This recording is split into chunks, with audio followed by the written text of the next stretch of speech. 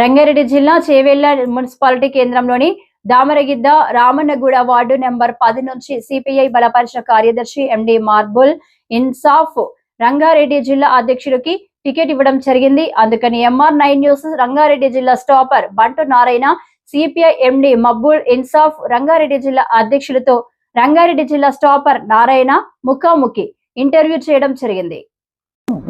నేను MR9 news నుంచి రంగారెడ్డి జిల్లా స్టాపర్గా వచ్చినాను. కాకపోతే కొత్తగా అయిన చేవెళ్ళ మున్సిపాలిటీ ఎన్నికల్లో బీజేపీ, కాంగ్రెస్, బీఆర్ఎస్ పార్టీలు అధిక స్థానంలో ఉన్నాయి. కాకపోతే ఇప్పుడు సిపిఐ పార్టీ నుంచి మీరు ఇన్సాఫ్ రంగారెడ్డి జిల్లా ఇన్ఛార్జిగా అధ్యక్షునిగా మీరు పోటీ చేస్తున్నారని తెలిసింది. కాబట్టి మీరు పోటీ చేస్తున్నారా? సిపిఐ పార్టీ నుంచి బరిలో పోటీ చేస్తున్నారు కదా, ఏ వార్డు నుంచి పోటీ చేస్తున్నారు? 10వ వార్డు నుంచి చేస్తున్నారు. 10వ వార్డు నుంచా? 10వ వార్డు నుంచి చేస్తే వాళ్ళకు హామీలు ఏమన్నా ఇస్తున్నారా? 100 సంవత్సరాల చరిత్ర కలిగిన మా కమ్యూనిస్ట్ పార్టీకి, లక్షలాది ఎకరాల భూమి పంచిన మా కమ్యూనిస్ట్ పార్టీకి ఈరోజు మేము భూజ్వాల పార్టీలో మేము కాము. కాకపోతే మేము మాకు గెలిపిస్తే ప్రతి ఇంటికి ఒక సోలార్ ఫిడిస్తాం. ఏ డ్రైనేజ్ లైన్ కానీ, రోడ్ సమస్య కానీ, ఏ సమస్య ఉన్నా దాన్ని సాల్వ్ చేయడానికి 24 hours మేము ప్రజల కోసం అనుకుంటాం. 30 ఏళ్ళ నుంచి కమ్యూనిస్ట్ పార్టీగా మేము అదే పనులు 35 ఏళ్ళ నుంచి ఉంటే నేను కమ్యూనిస్ట్ పార్టీ ఉన్నా. ఇప్పుడు ఇన్సాఫ్ జిల్లా అధ్యక్షుడైనా నేను కమ్యూనిస్ట్ పార్టీగానే ఉంటా. కమ్యూనిస్ట్ పార్టీగా ఎవరికి ఏ ఇబ్బంది వచ్చినా ఎనీ టైం ఇంతకుముందు ఎట్లున్నా నాకు గెలిపిస్తే ఇంకా వాళ్ళకి ఎక్కువ ఇది చేస్తా, నిధులు ప్రోత్సహిస్తా. అందరి లెక్క నా వ్యక్తిగతానికి నేను ఒకవేళ గెలిస్తే సోలారు అనేది నా వ్యక్తిగతం. ప్రతి ఇంటికి 6 నెలల ఫిట్టింగ్ చేస్తా. ప్రతి ఇంటికి 6 నెలల. అది ఎవరితోనో ఇది చేసి కాదు, నా సొంత మీ నుంచి ఇచ్చినా ఇవ్వకపోయినా మా వ్యక్తిగతంగా చేయడానికి సిద్ధంగా ఉన్నాం. ఈరోజు మీరు అడుగుతుండొచ్చు ప్రశ్న, నువ్వు సోలార్ ఎడికి పెడతావు అనేసి.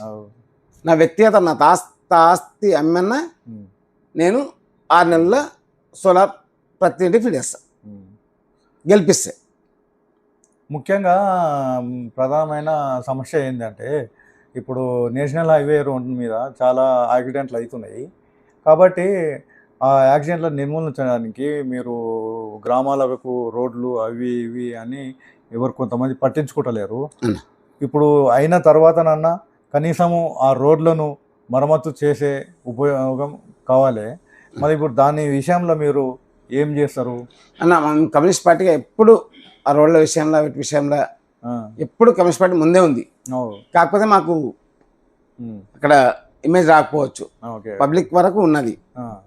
ఆ విషయాలు మేము మాకు గెలిపిస్తే మేము ముందుండి ఆ పనులు చేయడానికి మేము అగ్రేనా ఫిట్ చేస్తాం. ప్రభుత్వ ఫండ్ ఏమొచ్చినా ప్రతి నెల పబ్లిక్ ప్రాధాన్యత పెట్టి వాళ్ళ ముందల విషయం పెట్టి ఈ పైసలు వచ్చినాయి, 10 రూపాయలు వచ్చినాయి, ఈ పైసలు నేను చేద్దాం. వాళ్ళ ఒపీనియన్ ప్రకారమే నేను ఆ పైసలను వాడుకుంటా. నా వ్యక్తిగతంగా నా పెట్రోల్ కానీ, నా డీజిల్ కానీ, నా వ్యక్తిగతంగా నా ఇంట్లోకి బియ్యం కానీ నేను ఆ పైసలు ఏ పైసలు వాడుకోను. సరే, ఆ ప్రభుత్వం నాకు 10 రూపాయలు జీతం ఇచ్చాయని ఆ 10 రూపాయలు జీతం ఉంటే వాళ్ళ చేతిలో పెట్టి, అమ్మ నాకు ఇట్లా పరిస్థితి, నాకు రూపాయి ఇస్తారా, 2 రూపాయలు ఇస్తారా నా బండి పెట్రోల్కు అని వాళ్ళతో అనుకుంటా తప్ప కానీ నేను వచ్చిన ప్రభుత్వ పైసలకి వెళ్ళి నేను 1 రూపాయి వాడుకోను. ఇంకోటి, ఇన్ని 100 సంవత్సరాలు కలిగిన కమ్యూనిస్ట్ పార్టీకి ఈరోజు ఓటు దూరం అవుతుందంటే మా దగ్గర డబ్బు లేదు, వాళ్ళ దగ్గర డబ్బు ఉంది. ఈరోజు బీజేపీ కానీ, కాంగ్రెస్ కానీ, బీఆర్ఎస్ కానీ ముగ్గురు పార్టీ ఫండ్లు అనేసి అనేసి ఇప్పుడు మాకు కమ్యూనిస్ట్ పార్టీగా మాకు ఎన్ని ఉద్యమాలు చేస్తే కానీ మాకు కనీసం ఇండ్లకు పోయే అవకాశాలు లేకుండా వాళ్ళు అంత పకడ్బందీగా ఇది చేస్తారు. ఒకవేళ వాళ్ళ పబ్లిక్ దృష్టిలో వీళ్ళు 100 ఏళ్ళ నుంచి వీళ్ళు ఉన్నారు అని వాళ్ళకి విశ్వాసం ఉండి మాకు గెలిపించుకుంటే మాత్రం మేము వాళ్ళకు న్యాయంగా మేము వాళ్ళ కోరికలు ఎనీ టైం నెరవేరుస్తాం. మీకు పార్టీ పండుగ ఏం రాకపోయినా మా కాదు, వ్యక్తిగతంగా ఎవరి పైసలు వాళ్ళే పెట్టుకోవాలి. ప్రధాన పార్టీల నుంచి కూడా గట్టిగా గెలుపులు నడుస్తున్నాయి. కాకపోతే మీరు గెలవడానికి ప్రణాళిక ఏంది, ఎలా చేయగలరు? మాకు ప్రతి పార్టీ మాకు ఆఫర్ ఇస్తున్నాయి. కానీ మేము ఎప్పుడు కమ్యూనిస్టులుగా ఉన్నందుకు ఎవరికి లొంగే మనస్తత్వం కమ్యూనిస్టులు అది కాదు. వాళ్ళ పైసలకు దానికి లొంగే పార్టీ కమ్యూనిజం కాదు. Okay okay. నేను కమ్యూనిజంకి వచ్చాను కాబట్టి నేను ఎవరి రూపాయికి నేను లొంగటోని కాదు. ఓకే ఓకే అన్న. నా వ్యక్తిగతం ఇది. ఇంకో పరంగా పోతే మేము ఒక స్కీమ్ పెట్టుకున్నాం. ఓకే. ప్రతి ఇంటికి సోలార్ మాకు ఓటు వేయని ఎక్కువ మాకు గెలిపించుకుంటే మాత్రం ప్రతి ఇంటికి సోలార్ ఫిట్ చేస్తాం. ఓకే. సమస్యలు ఏమున్నా 99% ఫైట్ చేస్తాం. ఫైట్ చేస్తే ఆలోచిస్తాం. ఇంకోటి మాకు ప్రభుత్వ పరంగా మాకు రూపాయి బిల్లు ఒక్క రూపాయి వచ్చినా కానీ అది ప్రతి 15 రోజుల్లో వచ్చింది మాకు. ఓకే. ప్రభుత్వం దిక్కెళ్ళి 10 రోజుల్లో మాకు 8 రోజుల్లో పార్టీ ఫండ్ వచ్చింది.